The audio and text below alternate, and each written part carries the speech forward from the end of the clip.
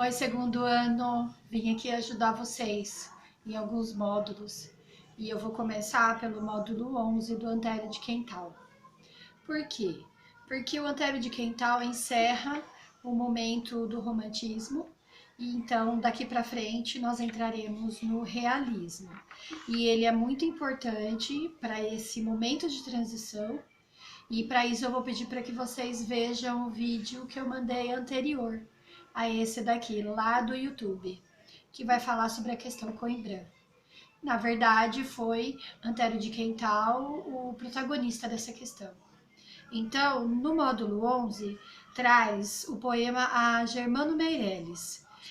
Nesse poema, nós temos então aqui uma uma nesse poema aqui nós temos uma dedicação a Germano Meirelles para unificar esse pensamento do Antero de Quental. Quem era ele? Ele é um poeta extremamente tenso. Ele é bipolar, então ele passou grande parte da sua vida entre a tensão da realidade e não realidade. E uma coisa muito importante sobre ele é que os seus textos, e especificamente os sonetos, eles são baseados na busca pelo entendimento da questão da existência. Então ele fica oscilando entre esse mundo real e imaginário. E isso dá para a gente perceber no valor que ele dá para a realidade. Então, para ele, a realidade é basicamente sofrimento.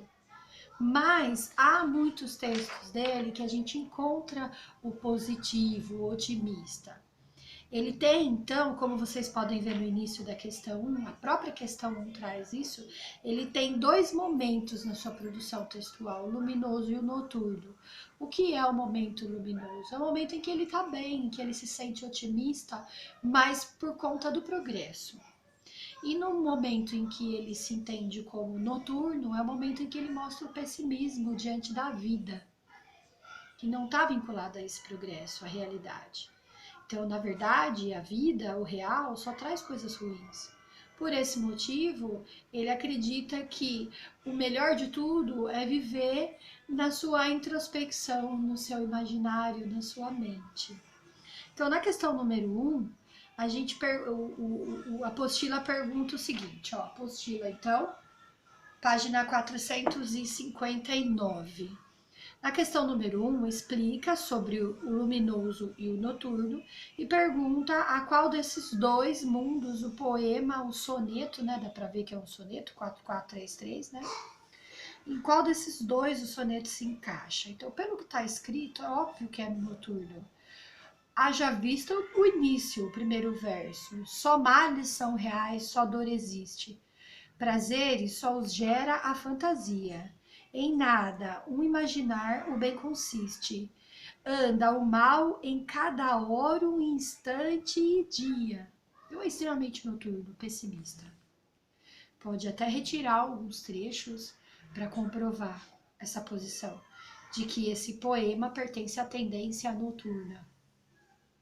A 2 é especificamente, a 2 e a 3 são especificamente sobre a segunda estrofe desse soneto.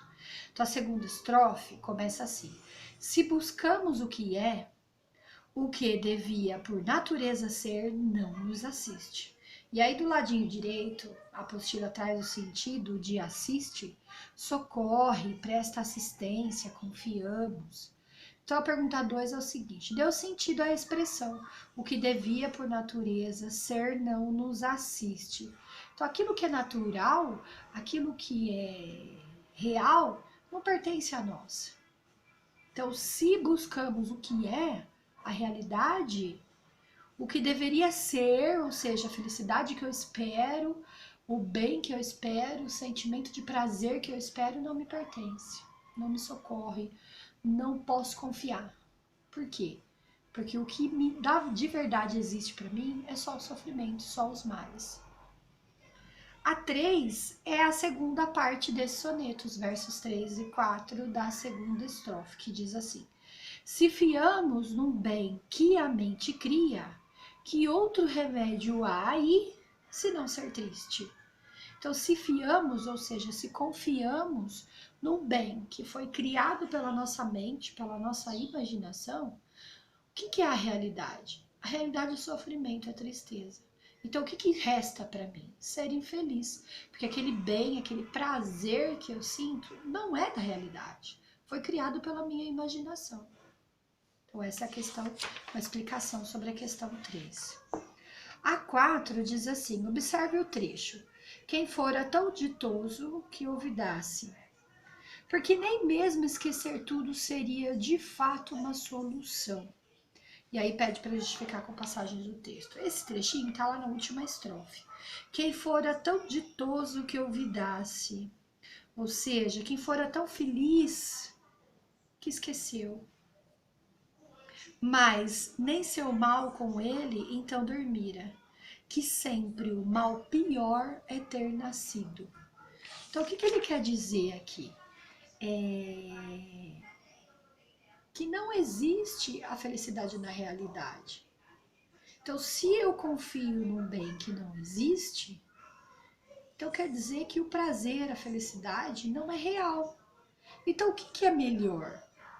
Se eu não tenho essa realidade, o que é melhor? É eu sofrer?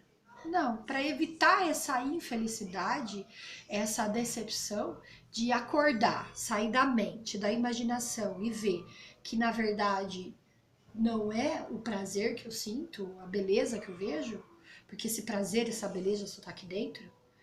Então, o que é melhor? Eu esquecer? Não, porque se eu esquecer, eu vou saber que um dia eu vivi essa tristeza. Então, o que é melhor? É melhor nem ter nascido, para eu não viver essa frustração e não me lembrar que houve essa frustração. E aí, como que eu vou justificar isso com elementos do texto? Basicamente é o último verso, que sempre o mal pior é ter nascido. Por que o mal pior é ter nascido? Porque o fato de existir, de nascer, vai ser o motivo para eu viver a frustração, me esquecer, mas de vez em quando lembrar dela. Então, qual é a solução? Nem ter nascido. Então, você vai justificar isso usando o último verso. Como eu posso responder isso? Que o esquecimento não é a solução. A solução para não viver esse sofrimento, essa frustração, é nem ter nascido. E isso pode ser justificado mediante o último verso da estrofe, a última estrofe do poema, tá? Que o mal pior é ter nascido. Essa era a 4. A 5 tá perguntando se o que tem nesse poema pode ser confirmado pelo pensamento de Schopenhauer, que a gente viu na aula passada. Se eu olhar pelo lado noturno e pessimista, sim. Por quê? Porque ele tem uma visão da existência, da vida, como puro sofrimento, tal qual Schopenhauer, né? Se o bem e o prazer são frutos da minha imaginação, então isso quer dizer que a realidade não é boa, é puro sofrimento. Então, nesse ponto, sim, pode ser confirmado. Agora, o porquê disso, não. Porque o Schopenhauer é contemporâneo, vive no mesmo momento que o Hegel, que é outro filósofo que o Antero de Quental segue. Então, não tem como eu justificar o porquê que ele pensa disso, se é tudo por causa de Schopenhauer. Mas a visão de pessimismo diante da vida, porque a vida só é sofrimento, sim.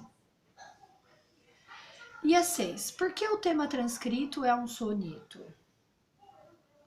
Qual tipo de verso empregado e o esquema de rima? Por que é um soneto?